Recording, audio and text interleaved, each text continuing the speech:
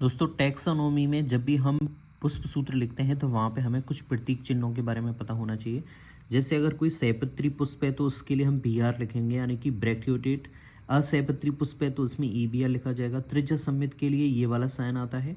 एक व्यास सममित के लिए परसेंटेज वाला या फिर ये वाला साइन। द्विलिंगी पुष्प के लिए मादा और नर दोनों के साइन को संयुक्त कर दिया जाता है। नर पुष्प के लिए जो एकलिंगी होगा उसके लिए ये वाला, मादा के लिए ये वाला साइन। और एपी कैलिक्स के लिए केवल ई पी आई लिखा जाता है। कैलिक्स और कोरोला दोनों सी से शुरू हो रहे हैं, इस वजह से हम दोनों में कन्फ्यूजन नहीं हो, इसलिए कैलिक्स को के से दिखाते हैं। अगर दल संयुक्त हैं तो उन्हें कोष्टक में लगेंगे। जैसे मान लीजिए 5 आपके बाह्य दल हैं और वो संयुक्त हैं तो 5 कोष्टक में आएंगे, ठीक है। फिर आ जाता है दल, तो उसे सी से दिखाएंगे।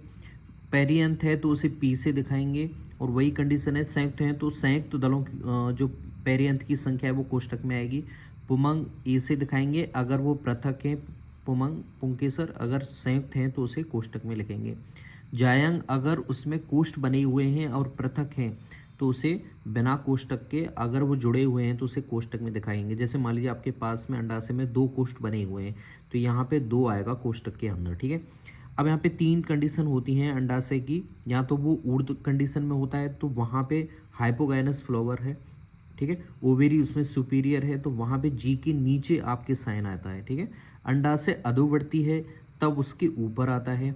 और जब आधा ऊर्ध्ववर्ती है यानी कि ओवेरी हाफ इन्फीरियर या फिर हाफ सुपीरियर है तो वहाँ पे जी के सामने की तरफ ये वाला साइन लगाया जाता है पेरिगाइनस फ्लावर के लिए, ठीक है।